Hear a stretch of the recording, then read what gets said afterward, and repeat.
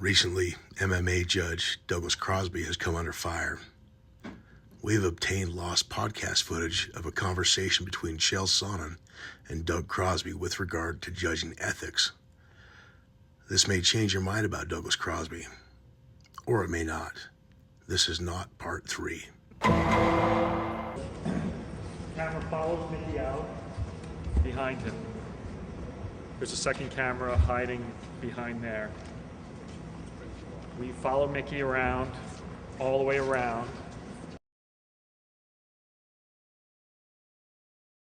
Never judge a man until you spend a significant amount of time sitting behind his desk.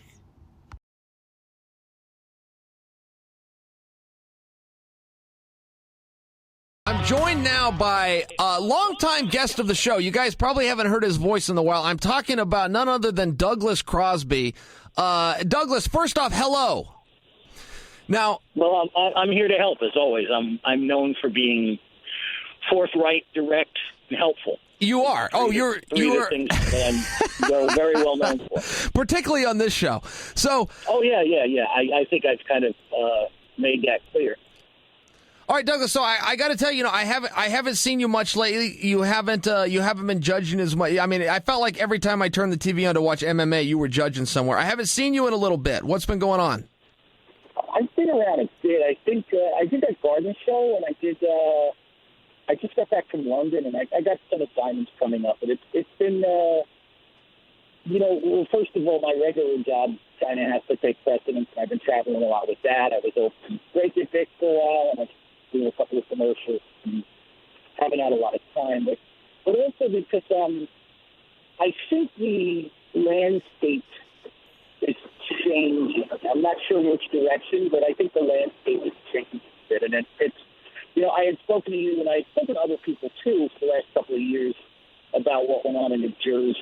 And I think we're waiting to see exactly where the chips fall on that whole situation. For just listeners who aren't up to speed with it, is the guy who runs the MMA program in New Jersey is a guy named Lembo, and he has done a bunch of interviews over and over again talking about how it takes 5 years to become a judge in New Jersey, and you have to do a bunch of shadow assignments. You've got to do amateurs for a bunch of years before you ever sniff the pros and blah, blah, blah. And I was the person that being Lembo, would look to teach his other judges. And because of that, there was a certain platform. There was a certain philosophy. And then out of nowhere, he just decided to award somebody's cornerman a job as an MMA judge at the highest pro level with no experience, no training, and a clear and obvious conflict of interest, which is he just gave Ricardo Almeida an MMA judging license when he retired from fighting and automatically started assigning him to main event, and also allowed him to continue to corner fighters like Frankie Edgar. And I had said to him at that time, I'm like, Guy, this kind of goes against everything we've been teaching everybody. And this goes against everything I've believed, not just about MMA, but about life for a long time. And at the point where it became clear that was going to be the new standard, I decided to not judge fights in New Jersey anymore. I've also spoken to a bunch of people about it.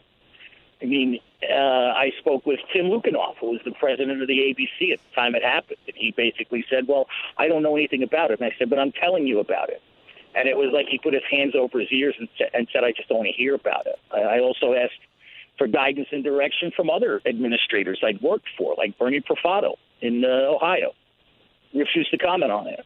So I guess it's okay. I guess it's okay to have cornermen judge fights and then corner fighters. And if that's okay, then they might be looking for people other than me to do it. I still do some shows for the people I respect. I respect Mike Mazzulli tremendously. I respect Tim Sumbler tremendously for what she's doing in New York. And if they ask me to be part of it, I'm happy to be part of it. But as far as the rest of it, I think either some changes are going to be made or we're going to see a crisis confidence in the part of the fans if people are allowed to corner guys and then sit down and judge fight. That's a little dodgy. That's a little and you don't think that's a conflict of interest, or you think it's a conflict of interest but refuse to comment on it as an administrator and as someone who we're supposed to look to as our leaders, then where are we? You know, if our leaders cannot comment on behavior like that, then why are they our leaders? So let me ask you, as administrators. Let me ask you this, just because we would be in a different spot out here in Oregon with our commission. Let me tell you what I mean. New Jersey and Nevada specifically were real leaders of the sport. It was the first places they were licensed. They've got a boxing history. And I was the first one to get a license in both states. Yeah, and that's true. And but what I'm saying is, you know, they've got a real rich history in combat, both with boxing. You know, I can think of the Mike Tyson fights. It was always in one of those two places. MMA, we've got a rich history. Where I tie this into Oregon, we don't have that. And we still don't have that. And we're an ongoing state, but we just don't have as much MMA or boxing or combativeness. So the way our commission would work is, look, we need judges. We couldn't do what Limbo had said, which is it's going to take you 5 years in the amateurs. Man, we didn't have 5 years of amateur. We couldn't turn to that if we wanted to. We just had to turn to, look, are you a good, honest person? You are? Okay, well, then let's put you in the spot until you lose it. And that's a fine way to do it when you're trying to start out, and that's what we're doing here. When you bring up a case like Ricardo Almeida, is there an argument to be made that maybe he should cut the line? Maybe there should be an exception because of his experience. I remember when there was like a phenomenon going around MMA where there was a big pushback, largely in the media, that there wasn't more retired fighters that are reffing and judging and involved on that side of it. And if I remember right, that's right around the time when he stepped forward and did get his license. Is there an argument to be made that maybe with his credentials, perhaps the rules should be changed a little bit?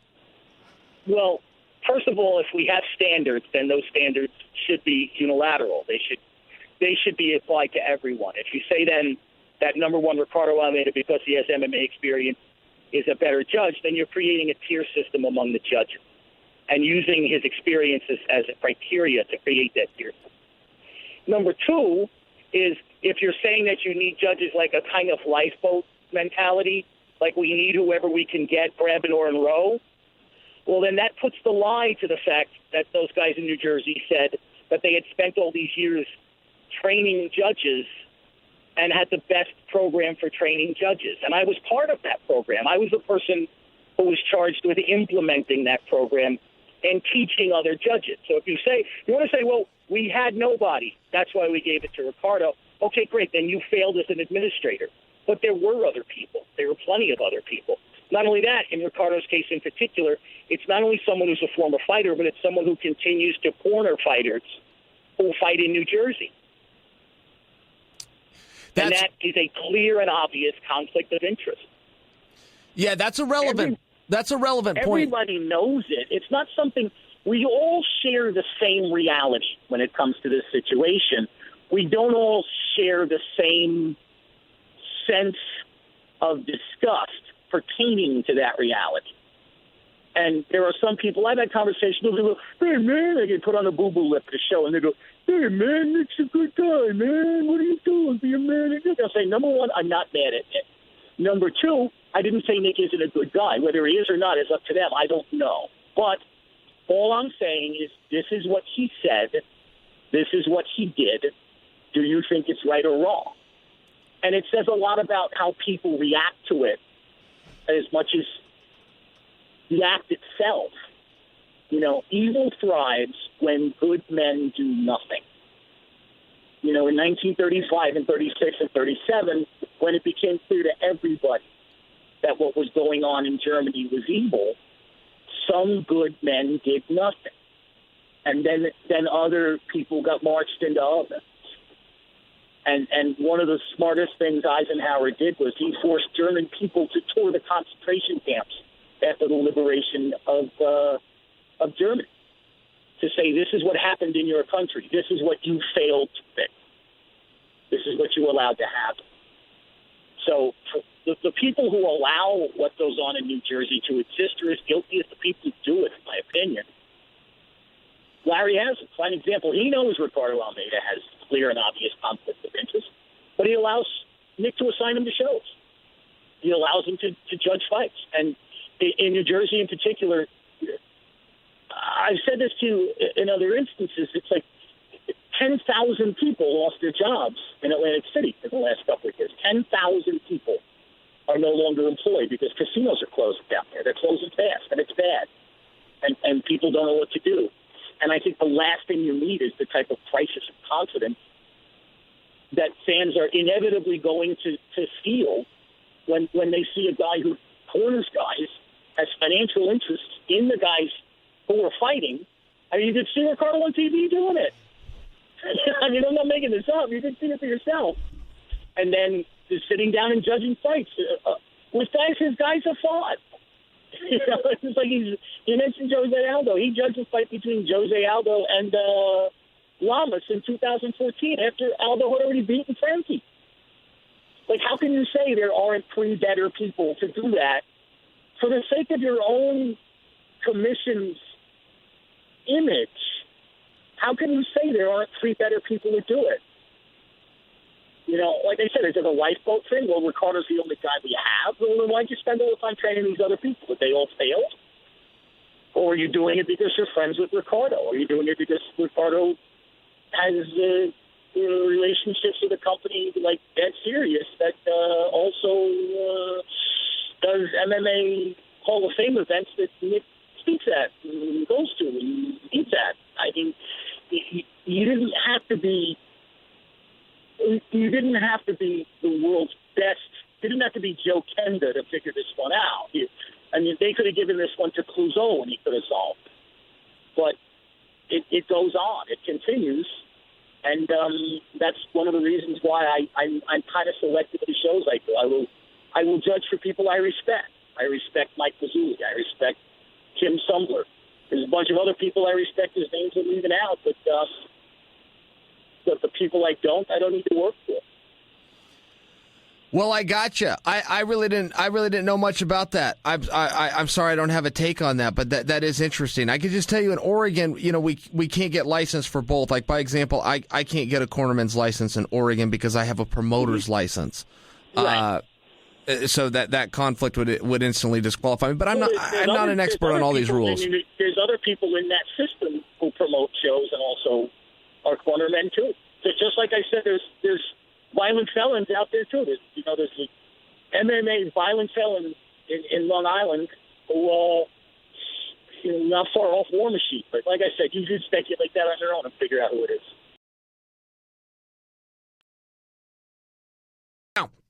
I believe I am joined with the world-renowned, the one and only, the return. Yeah, I hear you whistling, Douglas Crosby. I hear you whistling. I was getting through a read. You know, we got to keep the lights on around here at You're Welcome. I understand. I was keeping myself interested by just doing the solo from, do you know what I mean, by Oasis. That was Noel Gallagher's fire solo from that. I was just whistling in my head just to keep myself interested. No, you were whistling aloud. I could hear. I don't know if the listeners could hear it, but I could hear a little bit of it as I was telling the folks about Bet DSI. How are you, my friend? How was your holiday? I'm all right. That was, like I said, that was Do You Know What I Mean by Oasis. That was Noel Gallagher on a Gibson SG. Just fire, just straight fire solo I was listening to while I was waiting for you to get back. Boxing has just always been clouded with controversy, and it seems like they cannot get away from it. Now, MMA has plenty too, but we don't have the deep roots of... But it's not bad. The controversy's not bad. It's not bad. Boxing is plagued with it, though, because if you historically follow it back, it was ran by gangsters, and it was corrupt at one time. But what is it run by gangsters? Yeah, I don't know that it is. I want to make this point, though. Tell me if I'm wrong on this. I don't know that it is corrupt as people still think it is. I think sometimes there's controversial calls. I don't actually see. I do in Olympic boxing. Olympic boxing has been caught. There's been payoffs in professional boxing. And Douglas, I would go back a couple of decades, which represents most of my life. I haven't seen actual corruption. I've seen some controversy, but that's what you have when people judge people. I haven't actually seen corruption. Am I naive?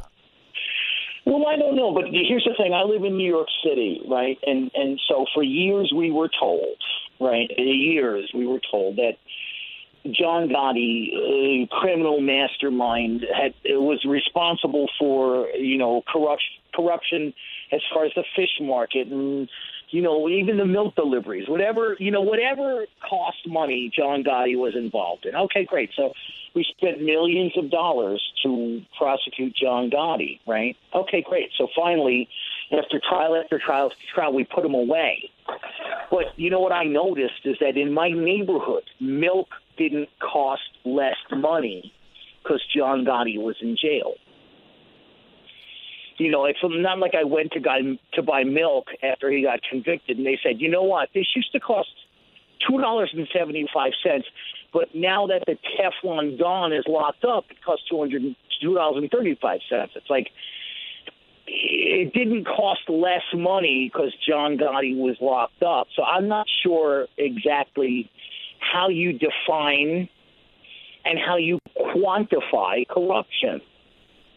What is corruption and how do you quantify it? Okay, so great, you locked him up. Okay, John Gotti's in the joint. He's in Marion. He's gone. Bye-bye. See you later. Okay, great. But milk didn't cost less money because he was locked up. So what's corruption? How do you quantify it? I don't know. I don't know how to do it in boxing either. I don't know how to quantify it. The genius, Jacques Vallée, taught me something very valuable years ago, which is cui bono. Cui bono is Latin for who benefits. Who benefits? Okay, great. So Pacquiao lost. Okay, who benefits and where's the money? Like, does somebody hand a guy who gave the other guy Horn, the guy who you beat 3 times, does anybody give Jeremy Horn a big bucket of cash because a decision was rendered that benefited him? I don't know how to follow that. Like, I don't know how to follow it any more than I know how to follow it in the John Gotti thing. So I'm not sure how you quantify corruption. What is corruption and how do you quantify it? How do you put a dollar, how do you put a amount on it when there really is no way to put an amount on it? I don't know. I don't know who won that fight because I didn't watch it. And I'm not going to watch it, to tell you the truth. I'm just not gonna. I hear you on that. But I don't know. But I don't know how you quantify one guy winning or one guy losing, and saying, well, here's the winner, here's the loser. Not only who in the ring gets their hand raised and who doesn't, but who in the long haul, in the greater. How do we decide who actually benefited from this or not? Cui bono? I don't know. I really don't. I just think the phenomenon. Didn't you fight last week or something? I had a match out in New York 2 weeks ago, right? We'll split the difference. I think about 10 days. How'd you do? I came out on top, still undefeated. Sei gesund, as we say in Yiddish. I defended my championship. Congratulations. Thank you. I appreciate that. Hey, I do want to make this point. You just tell me if I'm wrong, but there is a phenomenon, if you will. Wrong. You're dead wrong.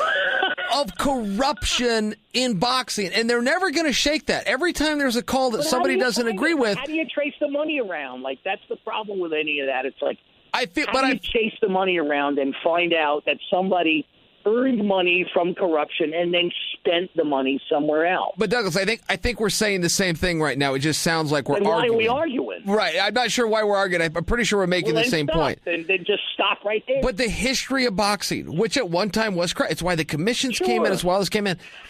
There was payoffs. There was absolute corruption. You still see that. The International Olympic Committee came in and busted a bunch of judges. I mean, Teddy Atlas, every quad, every Olympic Teddy quad. Atlas, don't put him in the name. Oh, no. He loses his mind because there's corruption. Yeah, I was going to say, don't fold him in with the corrupt people. No. Because Teddy Atlas is not only a genius of boxing, but one of the most. He's a moral compass that everybody should navigate. Yeah, you wish that Teddy could just sit there and just run the whole thing. Unfortunately, honestly, I could. I spent a couple of days with him on a TV show years ago, and I'll tell you, I was like, God damn, if everybody in boxing was half the man this guy is, then everything would be fine.